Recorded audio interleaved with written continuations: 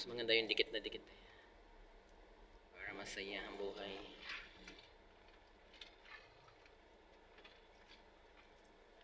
Huwag mo itabi nga. Straight mo lang yan. Yan. Pwede na yan. May tabi. Para hindi ganun ang kotse. Diretso yan. Kunti na lang. Okay, stop. Okay lang yan. Kahit dikit. Okay, basta tanda mo yung turn, sir. Isa lang. Yan, tapos reverse.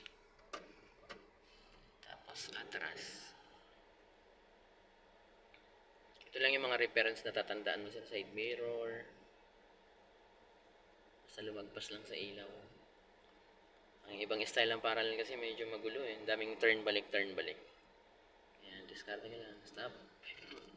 Sagad. Okay, full turn mo kaliwa ka. Okay. Tapos silipin mo lang yung gutter. Ang mahalaga dyan sir yung gutter. Siyempre yung bus, tingnan mo din yung bus sa likod. Baka sa mga loob sa'yo na.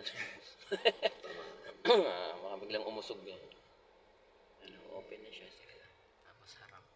So, dali pag mga maloob yan, pag masipag siguro may... Ganun lang din sir. Ganun lang din. Parehas lang. Kasi yung atras mo na yan sir, maiksi na to eh. Di ba? Lapit-lapit lang.